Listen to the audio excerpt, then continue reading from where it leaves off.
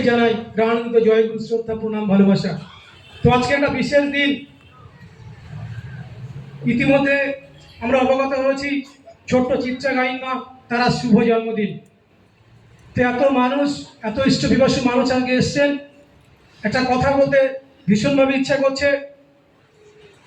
ঠাকুর রামকৃষ্ণ বসে আছেন দক্ষিণেশ্বরে। হঠাৎ সাহিত্য সম্রাট বঙ্কিমচন্দ্র চট্টোপাধ্যায়ের আবির্ভাব। তিনি প্রণাম করে উঠে বললেন, আমি শুনেছি আপনি মাকে প্রণাম করেন, আপনি মাকে খাওয়ান, আপনি মায়ের সাথে কথা বলেন, আমাকে একটু বলে দেন যে কি করে মায়ের দর্শন পাওয়া যায়। তখন ঠাকুর রামকৃষ্ণ বাচ্চা সুলভ হেসে বলছেন, এই কথা? তিনি বলছেন, ব্যাকুলতারে পাগল, ব্যাকুলতা। ঠাকুর অনুকূল চন্দ্র এসে বললেন, ব্যাকুলতা মানে বিজ্ঞাপন নয় গো, বরং হৃদয়ের উত্তম আকাঙ্ক্ষা। তো আজকে যারা উপস্থিত হয়েছেন তাদের প্রত্যেকের মধ্যে সেই হৃদয়ের উত্তম আকাঙ্ক্ষা আছে, ব্যাকুলতা আছে। তাই এই ইষ্টের নাম, এই প্রিয় পরমের নাম এই শ্রবণ করার ভাগ্য থাকা দরকার। সম্রাট আলেকজান্ডার তিনি তার অটোবায়োগ্রাফির মধ্যে বলছেন যে my parents have given me birth, but on the other hand my guides, my spiritual guides has given me a new life. অর্থাৎ জন্মের জন্য আমার বাবা মা দরকার হয়েছে, কিন্তু আমার জীবনটাকে সঠিক পথে চালানোর জন্যে আমার একটা স্পিরিচুয়াল গাইডের প্রয়োজন। এছাড়া কিন্তু জীবনটা সঠিকভাবে চালানো সম্ভব নয়। একদিকে এডুকেটেড পার্সন, একদিকে লিটারেট পার্সন। একটু যদি আমরা দেখে নিই তাহলে বুঝতে পারবো যে এডুকেটেড পার্সনটা কি। এই আমরা যে বিএ পাস করেছি, এমএ পাস করেছি, ডিগ্রি অর্জন করেছি, পিএইচডি করেছি, চাকরি করি, এইগুলো আমার এডুকেশন। এইগুলো আমি ডিগ্রি অর্জন করেছি পড়াশোনার বিনিময়ে, আর্থিক সহযোগিতার বিনিময়ে, শিক্ষকদের সহযোগিতার বিনিময়ে। কিন্তু লিটারেট পার্সন হচ্ছে, ঠাকুর তার লেখার মধ্যে বলছেন এক জায়গায় যে যার মধ্যে আন্তরিকতা বোধ আছে, দায়িত্ব কর্তব্য বোধ 16 আনা আছে, যার মধ্যে স্নেহ মায়া মমতা আছে, সেই হচ্ছে লিটারেট পার্সন। এই যে এখন দাঁড়িয়ে কথা বলছি আমি, এই দাঁড়িয়ে কথা বলার মধ্যে থেকে 1 কিলোমিটার যে দূরত্ব, এর মধ্যে আমি দেখবো অনেক এমএ পাস, অনেক বিএ পাস, অনেক পিএইচডি, অনেক ডাক্তার, মাস্টার, উকিল, ইঞ্জিনিয়ার, এক্সেট্রা এক্সেট্রা এক্সেট্রা। কিন্তু ঠাকুর বলছেন, where there is no dedication there is no education. যেখানে ডেডিকেশন নেই সেখানে কিন্তু এডুকেশন থাকতে পারে না। তিনি আরো বললেন, dedication comes from discipline and discipline comes from discipleship. আগে তোমাকে সেই শিষ্যত্ব গ্রহণ করতে হবে, নাহলে কিন্তু কিছুই হলো না। স্বচ্ছ জল আর ঘোলা জল, আমরা স্বচ্ছ জলে কিন্তু আমাদের মুখটা দেখতে পারি, কিন্তু ঘোলা জলে কিন্তু মুখটা দেখতে পারি না। তা আমি যদি দীক্ষা নিয়ে ইষ্টের নাম গুণগানের মধ্যে দিয়ে আমার জীবনটাকে স্বচ্ছ করতে পারি, তাহলেই কিন্তু আমার দৃষ্টিশক্তি স্বচ্ছ হবে।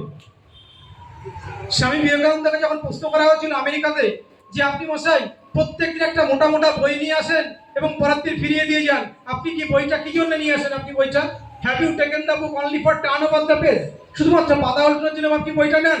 তখন তিনি বলছেন, I have not taken the book only for turn over the page. I have taken the book to essence the inner meaning of the book. এই বইটা আমি শুধু পাতা উল্টানোর জন্য নিচ্ছি না, বইটা সারমর্ম উপলব্ধি করার জন্য বইটা নিচ্ছি। তখন লাইব্রেরিম্যান বিশ্ববিষ্ট হয়ে ওই বইটা টেনে প্রশ্ন করলেন, প্রশ্নের পর প্রশ্ন করছেন।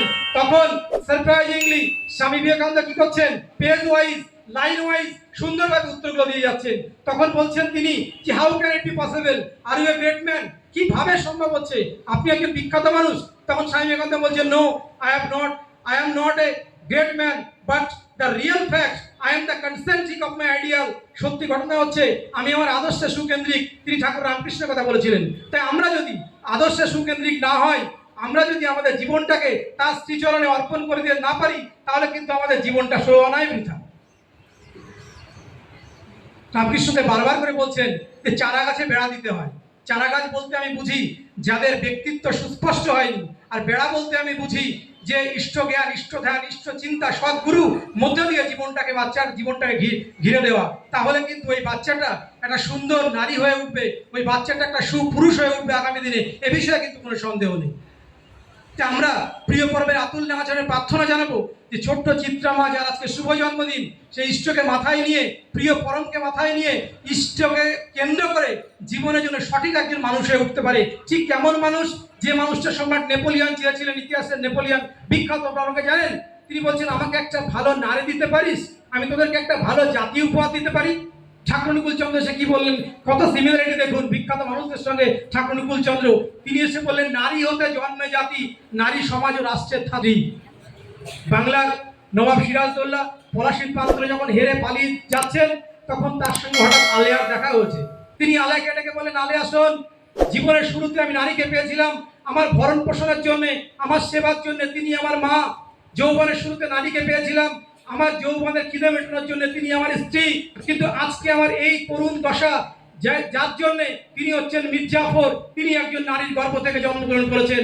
তাই দেবতাও কিন্তু নারীর গর্ভ থেকে জন্মগ্রহণ করে, আবার অসুর রূপী সেই মির্জাফর নারীর গর্ভ থেকে জন্মগ্রহণ করে। তা আমি কোনটা হব, সেটা উত্তরটা কিন্তু আমার নিজের।